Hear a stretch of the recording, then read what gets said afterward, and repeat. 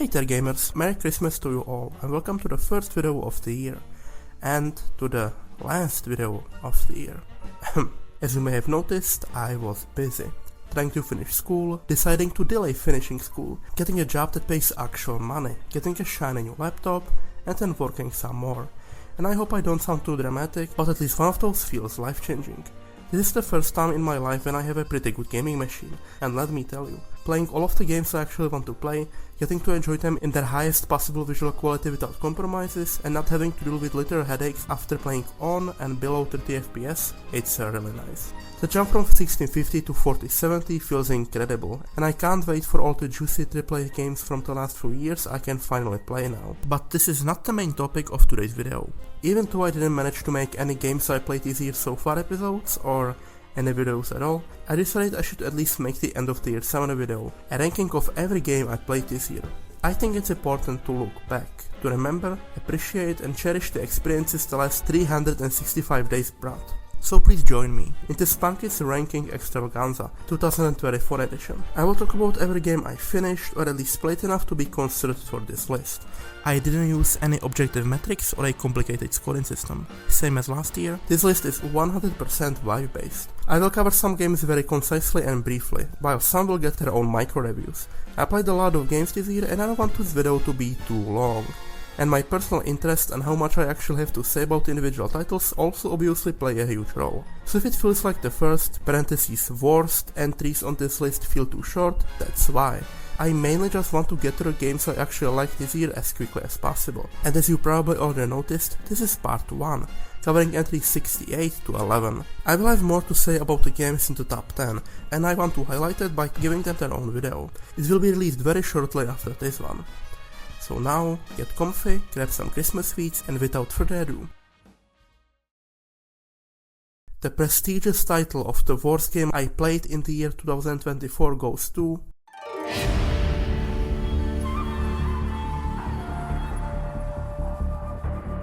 Shadow Warrior genuinely doesn't start that bad.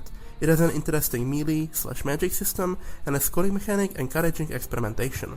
The story is not very interesting and the visuals have this gross washed out look a lot of 7th gen FPS game have, but the initial fun of its combat sandbox kept me going. But the further you go, the more problems show up. All 3 of its progression systems are boring, all of its weapons feel pathetic to use, all of its bosses are annoying and frustrating at the same time, and mainly, around the halfway point, Shadow Warrior completely stops introducing new weapons, enemies and mainly enemy combinations. The last few chapters have the same ones repeated over and over and over again, to the point where you eventually just go on autoplay, already knowing what to do and what to expect. But that doesn't mean the game gets any easier or even more enjoyable, because the enemy design features a whole spectrum of additional annoyances on its own. Hard to see flying enemies, reviving enemies, randomly deflecting enemies, exploding enemies, unnecessarily tanky enemies. It has it all, and it's a bit of a small miracle I even finished this game. That takes around 12 hours and I was genuinely sick of it by the 7th. It's bloated, way too long for its own good, and it gets worse the more you play it. And it's the absolute winner of being the biggest loser. Okay, so that was a strong start. Let's keep quickly digging through the trash so that we can get to the good stuff. House of Hell / Caverns of the Snow Witch. I put these two together because they're basically the same, a really lazy adaptation of a childhood classic. They look and feel like a flash-based fan project slapped together in a week, they're bugged in a really funny way, and the new reworked artwork looks horrendous. Who Pressed Mute on Uncle Marcus has a fun concept on the surface, a murder mystery taking place on a team's call, but its acting, annoying characters, and a clumsy choice system are enough to make it a pain to play. Trek to Yomi has pretty visuals, but it's not enough to make its boring, generic story and poorly designed combat any better. Mechanic Escape is a platformer all about speed and precision, which doesn't have controls precise enough to actually support that gameplay. Assassin's Creed is a series I've been wanting to get into more for some time now. I know the reputation it has these days, but I like the historical settings, mythology and the overall aesthetic of the series. And it's not like I don't enjoy the occasional market cleaning open world slap. So I decided to start chronologically, and I'm already taking a break. Apart from its nice, clean looking visuals, Assassin's Creed has nothing going for it. Insanely repetitive and poorly paced gameplay, a charmless, soulless story and characters, and in general a rough, unfinished feel of almost all of its mechanics. Which makes sense, this is the series in its infancy. It would take a decade or so before it reached its peak, but it doesn't change anything about the first chapter of it being awful.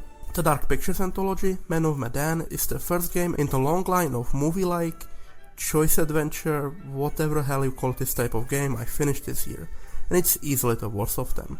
Bland premise and characters, boring pacing, and a twist that gets bizarrely explained several times in a row, around an hour or two after you figure it out on your own. Next we have Shadow Warrior 2. Believe it or not, the first game in the series didn't discourage me from trying out the rest of the trilogy. The second chapter of it is not as bad, but it's still not exactly good either. If Shadow Warrior was Painkiller from Wish, then Shadow Warrior 2 is Borderlands from Wish. It does improve on a lot of stuff actually. There is way more weapons and some of them feel pretty good to use. There's no more annoying enemy designs, and as a fan of ARPG / looter shooter genre, melting down health bars will always be fun on some level. But the skill system is again very boring. The progression, arguably the most important aspect of any ARPG, is uninteresting. And instead of a game that feels really bad most of the time, now you just have a game that feels really bland most of the time. Outlands has an interesting concept, a JRPG where you level up the game itself, but it dedicates too much of its gameplay to tell jokes that aren't really that funny. LEGO Builders generally looks great and feels nice to control with a few really smart puzzles, but it's also inconsistent with its mechanics to the point where you feel like you can't rely on them, which is probably the worst thing a puzzle game can do. Lacuna is an atmospheric noir game with a story that I can't recall at all, which kind of says everything. Prince of Persia: The Two Thrones is the weakest of the Prince of Persia games I played this year, mostly because of its poorly designed, forced stealth and clumsy feeling parkour system. The Dark Pictures anthology, Little Hope, is an improvement on the first title in the series. Its characters are still pretty meh, but it's a tense, tight atmosphere. Together with a twist that is as sudden as it is polarizing and unexpected. The narrator was talking about, I suppose, but that's still dumb.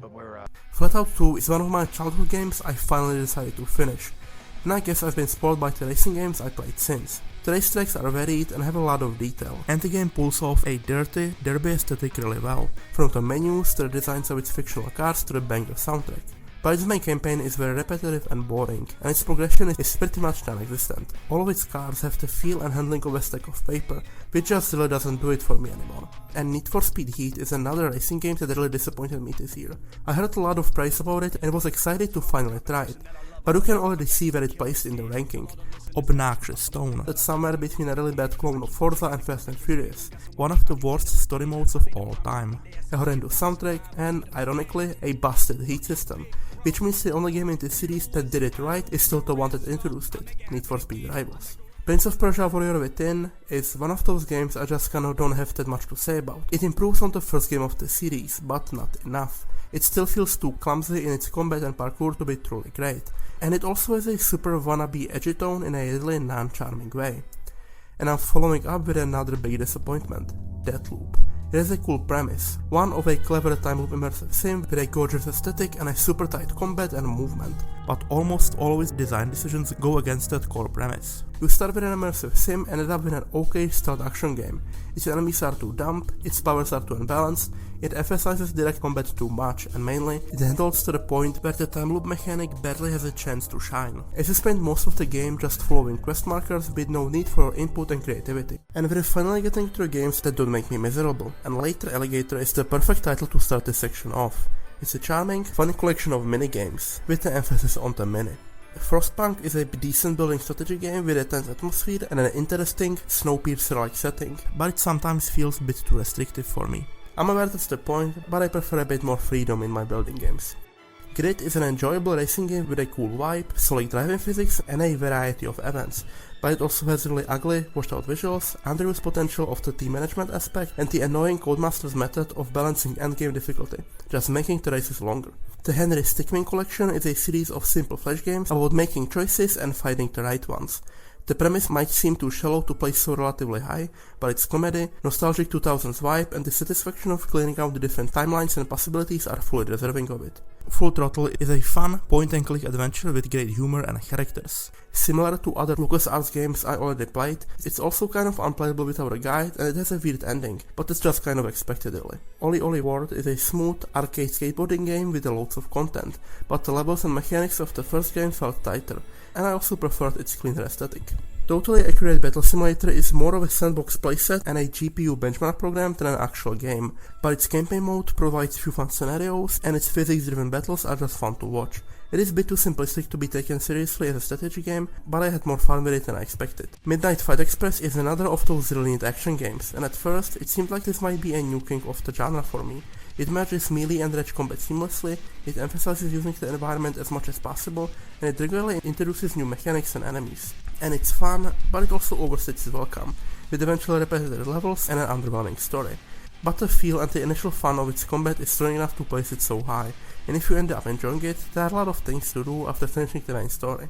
Steam Verdict 2 improves on the first game in almost every single way, from better platforming to a more variety in its locations. Its boss fights forcing you into lame melee combat aren't great, but I honestly wish this game was a bit longer, and also the soundtrack is...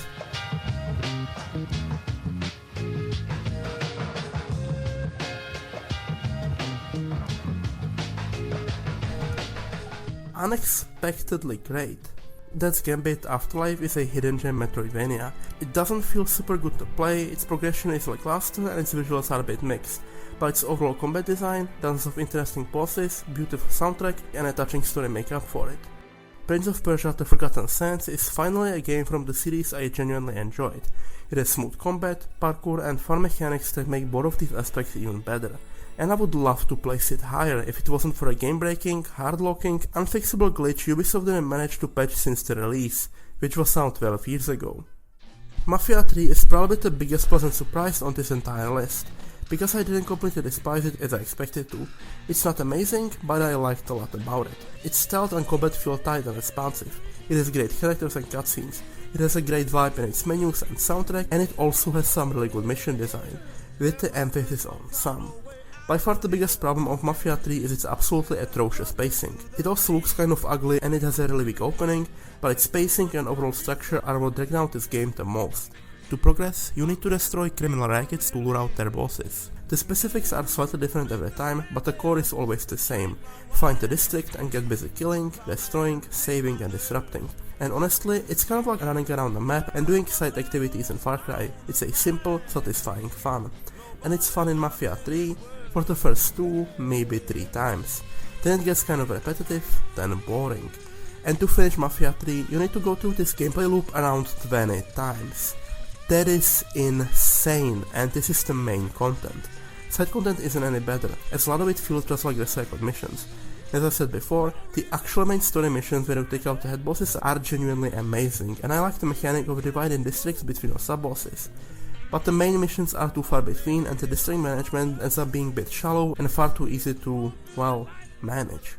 I also finished the rest of the David Cage games I haven't played this year, and Beyond Two Souls was easily the worst of them. It has its strong moments and sections, together with great performances from iconic actors, but it's just not enough. Its non-chronological storytelling just doesn't work, it has more weak sections than good ones, and it also has a really weird final twist that just didn't work for me. So why is it so high on the list? Because it also managed to be entertaining, and that's all that you need sometimes. And it's time for another disappointing title. While Mafia 2 is better than Mafia 3, it's closer than I expected. Don't get me wrong, it's not a bad game, there's a reason it got so high and why it's better than Mafia 3. It has strong storytelling, characters and a decent mission design, but it's not as good when compared to Mafia 1. Mafia's 2 main themes are basically identical to that game, and their execution is worse. The messy development and cut content is almost palpable. Its open world is also underused, it has several boring and annoying missions, and playing Mafia 3 made me realize just how clumsy this game's combat mechanics are. If Mafia 3 wasn't bogged down by hours and hours of repetitive gameplay loops, it might have honestly been a better game in my eyes. But I'm also Czech, so that's probably illegal to say.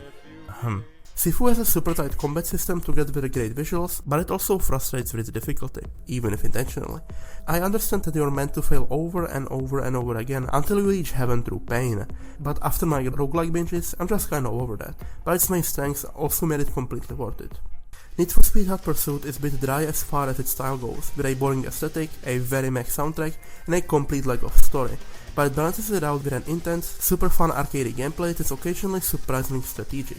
It also gets a bit repetitive towards the end, as this is the type of racing this game has with almost no variety, but it doesn't overstay its welcome too much. Per Aspera is a really interesting genre blend, as it attempts to be a story game and a complex building strategy about terraforming at the same time. And it kind of works. It's a web of interesting systems that are also really satisfying and intuitive to use, with a story about corporate greed and the morals of your goal playing on in the background. At least one of its aspects feels completely unnecessary. The story can't be skipped on repeat playthroughs, and sometimes you just have to wait. But the overall smoothness of its building and logistic mechanics more than make up for it. Metro 2023 Redux has a weak pacing, few annoying enemy types, and several obnoxious sections, but it also has a supreme atmosphere and an overall well-designed and balanced survival gameplay, especially with all of the improvements of the Redux edition.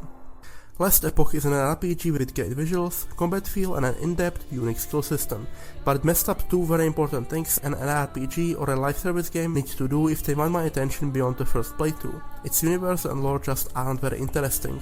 I don't feel like I want to spend more time with them. And its endgame feels very lackluster, with a progression that suddenly grinds to a halt and doesn't give you any clear goals to follow.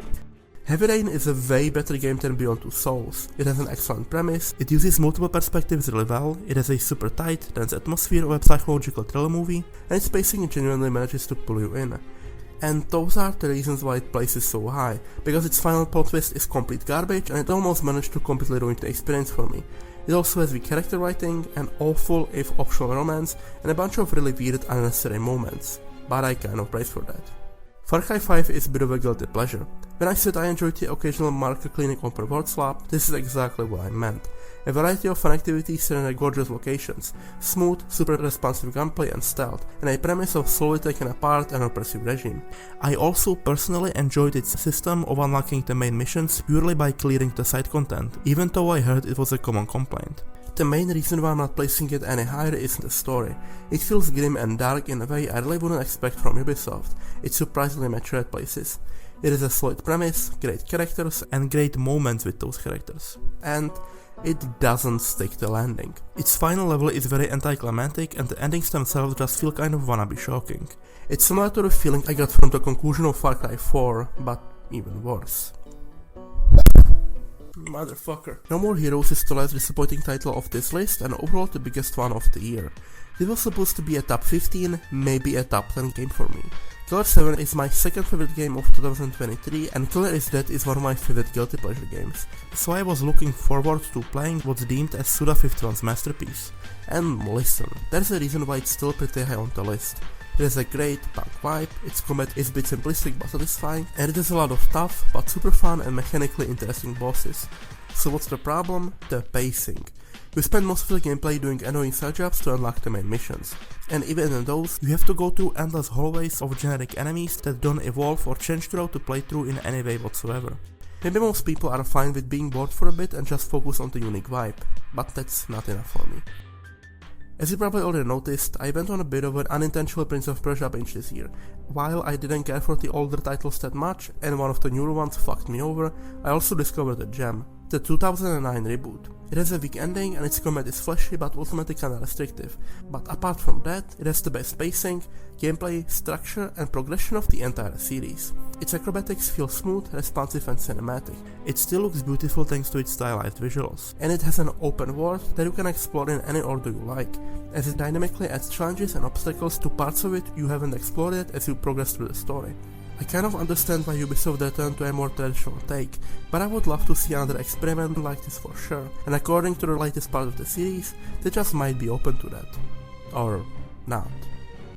No More Heroes 2 is a bit divisive for me. I obviously enjoyed it more than the first game. Its combat is smoother and faster, it has more playable characters and mainly, it completely drops all of the obnoxious filler and focuses more on being a highly entertaining boss rush. The bosses are not as consistent this time, some are too easy or a bit unbalanced, but it never got too bad.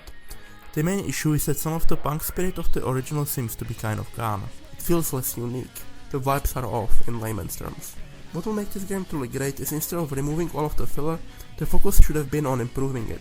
Make the side missions more varied and rewarding, make it easier to get to them, maybe add a way to earn extra money by completing bonus objectives and challenges directly into main missions. This just feels like the easy, lazy way out, and it prevents this game and series from reaching its true potential. Now we have an example of a truly amazing sequel. Metro Last Light improves what already worked and fixes what didn't. Its story is more interesting from the start, with an amazing pacing that grabs you and doesn't let you until its finale. It looks gorgeous, encounters have better variety and balance, and while I heard complaints about a bigger focus on the human enemies, I honestly don't mind at all. Fights with them are intense and tactical. There are sections in which every bullet matters, where you have to approach carefully and decide quickly. Can't wait to get to the final part of the trilogy. Another unintentional binge I had this year was Need for Speed. While I was disappointed by one and felt okay about the other, it's time to get to the good stuff.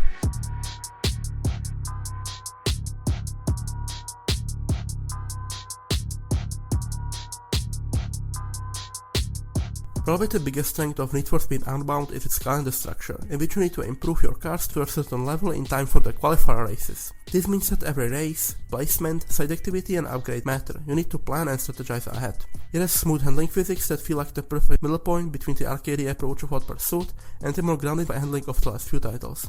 The 2D effects give it a really eye-catching, interesting style. It has a story that I don't despise, which is a progress, and it has the best soundtrack the series had in years.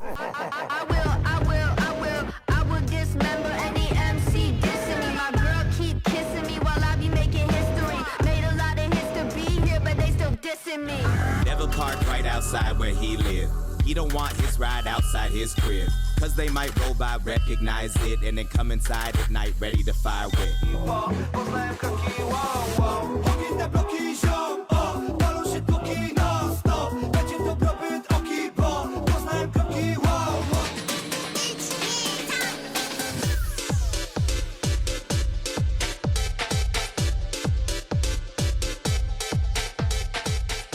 Some fans on release disagreed, but I guess they just missed 30 Seconds to Mars too much.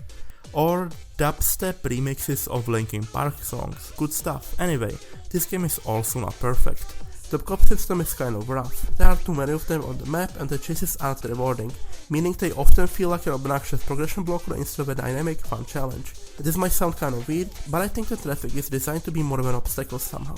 Out of all of the Need for Speed games I finished this year, traffic was annoying only in this game. It often feels like it intentionally gets in the way or just spawns in the middle of a turn. But apart from that, this is the best Need for Speed I've played in years. Well, almost. The Division is another guilty pleasure title. Its interesting premise is betrayed by boring characters and story. Its open world activities are repetitive and relies on blood splash enemies a bit too much, but the actual core combat is the most fun I had with a looter shooter in a while. It feels fast, intense, smooth and responsive while still being tactical. This is connected with a really solid, well-balanced gear progression. Its world and locations are also genuinely some of the most detailed and atmospheric I have ever seen. It gives what would otherwise be another cover-based shooter a lot of extra punch. Remember when I said I need to care about the world to stay in it a bit more? Well, this is what I mean. After the pretty mech Dark Pictures games I played, The Quarry is a very pleasant surprise. It still repeats some of the same mistakes. Its pacing can be kind of weird and the twist is easy to guess and is awkwardly treated like a grand reveal several times. But The Quarry also has something the other games didn't. Likeable characters. I genuinely cared about every one of them. It's wonders what not actively wanting the characters to die does to the enjoyment of a story game. Its overall vibe and premise is also kind of special. It's a great tribute to 80s horror without feeling like it's just nostalgically looking back. It's also looking ahead, mixing in aspects and atmosphere of modern horror.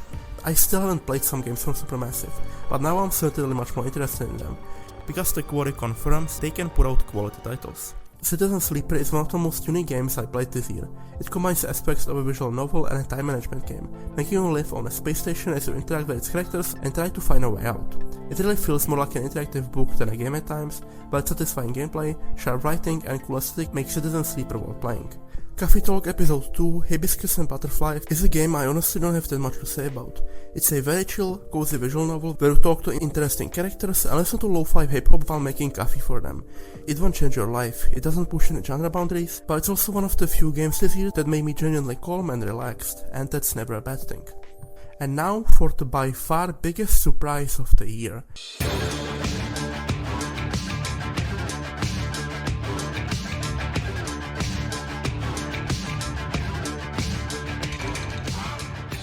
If Shadow Warrior is a really bad Painkiller clone and Shadow Warrior 2 is a very average Borderlands clone, Shadow Warrior 3 is a really good Doom clone.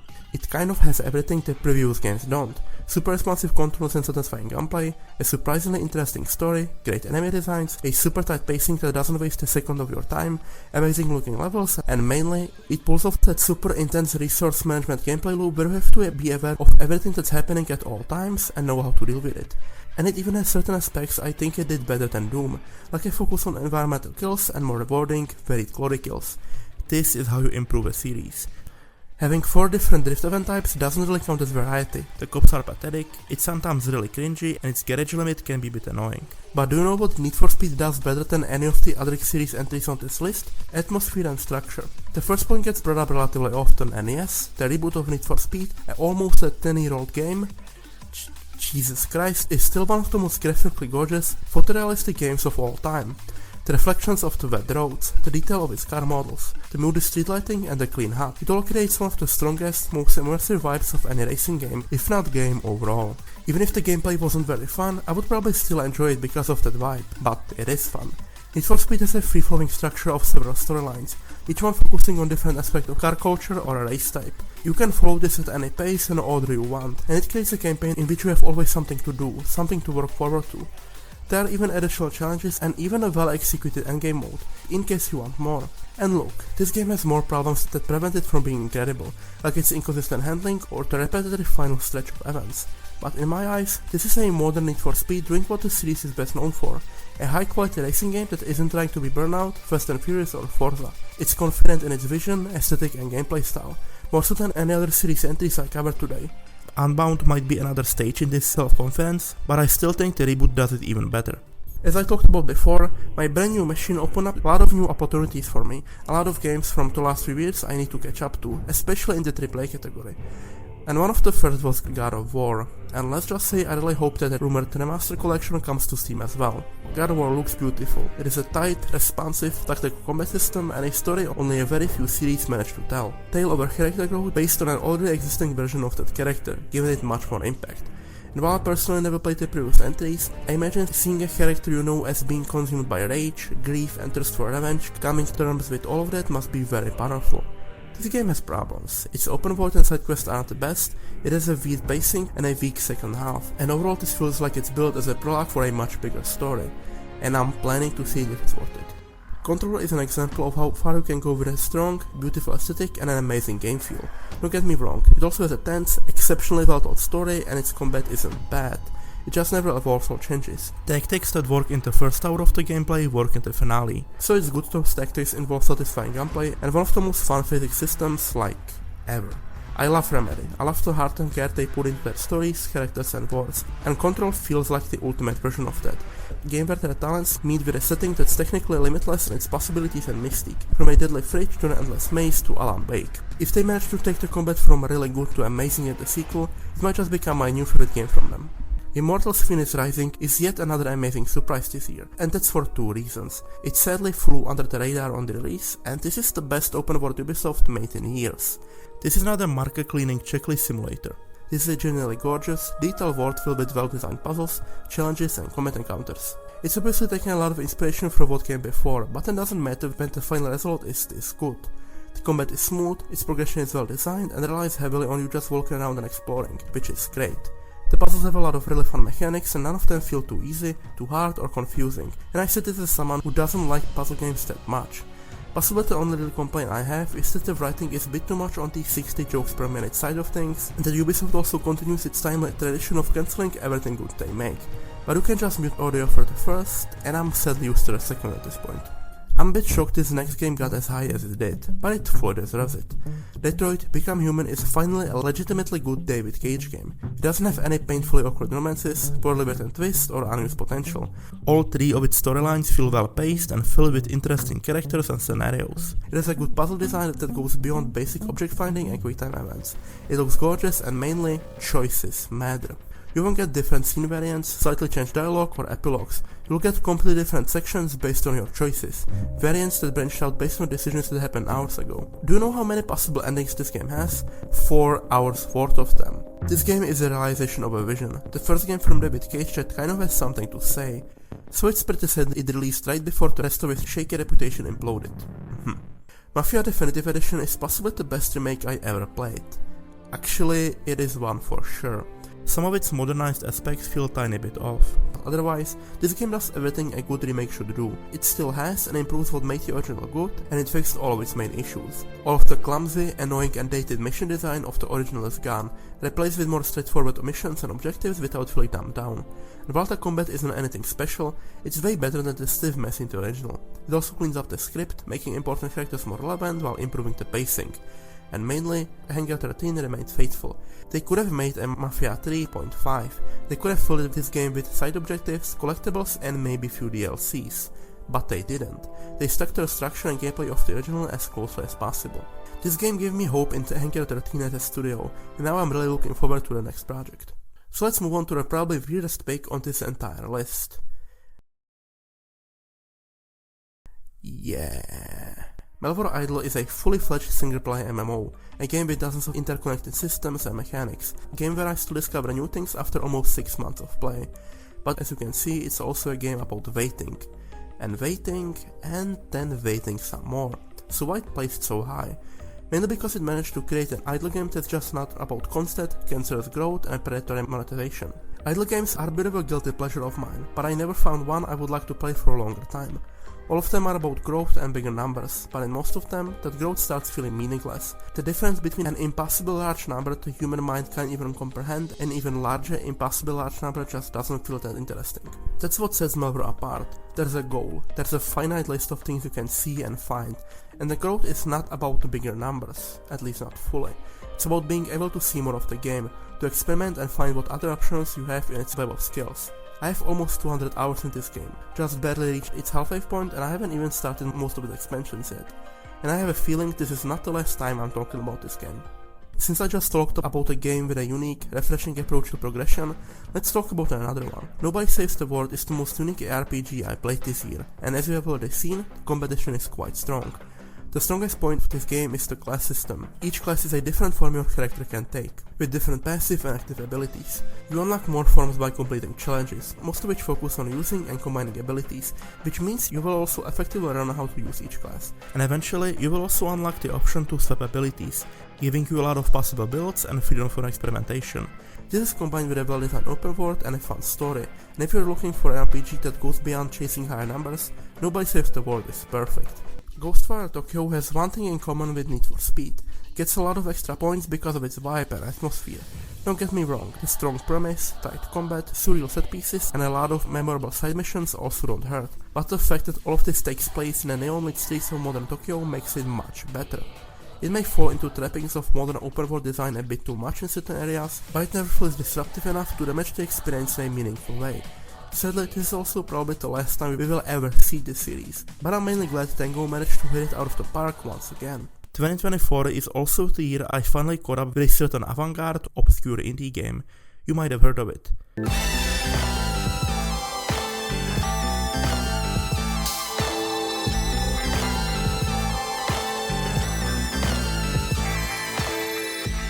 Grand Theft Auto 5 has one of the most fun, extensive and very single-player campaigns I ever played. Each mission is a bit different, they all have great pacing and manage to be super cinematic without feeling overly scripted, even if they totally are.